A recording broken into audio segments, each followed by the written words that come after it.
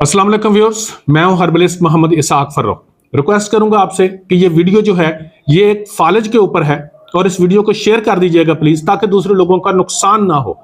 मैंने एक ये फार्मूला देखा है, इसको हकीम साहब का मैंने चेहरा छुपा दिया है क्योंकि मेरा मकसद उनके ऊपर को खिलाफ वीडियो नहीं बनाना, बल्कि ये एक फार्मूला है जो मेरी सेंस के अंदर कि ये गलत है।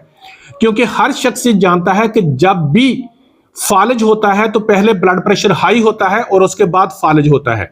अब उसको एनोरिज्म बन जाए दिमाग के अंदर या ब्रेन हेमरेज हो जाए वो अलग बात है, लेकिन कोई ना कोई साइड उसकी मारी जाती है और उस वक्त ब्लड प्रेशर हाई होता है। आप अंदाजा करें कि जब ब्लड प्रेशर एक शख्स का हाई है तो उस वक्त उसको उन्होंने फार्मूला दिया हुआ है कि फौलाद और दक्कनी मिर्च। अब फौलाद जो होता है उसके अंदर आप जानते हैं कि फौलाद से ब्लड प्रेशर हाई होता है। इवन के कुछ लोग अगर सेब भी खाएं तो उनका ब्लड प्रेशर हाई हो जाता है, ठीक है।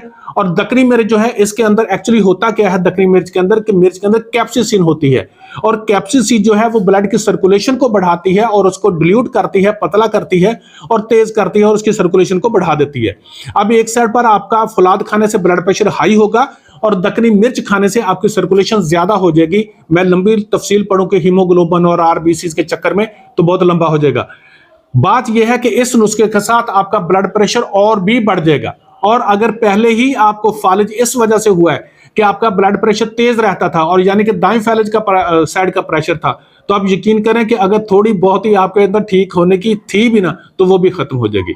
तो प्लीज रिक्वेस्ट ये है कि आपका अगर मोबाइल खराब हो ना तो आप पहले मैकेनिक देखते हैं कि अच्छा मैकेनिक से ठीक करवाना है, लेकिन जब सेहत का मामला होता है ना तो आप कतई नहीं सोचते और उस वक्त टोटके और पुराने हकीम और ये वो इन चक्कों में रहते हैं।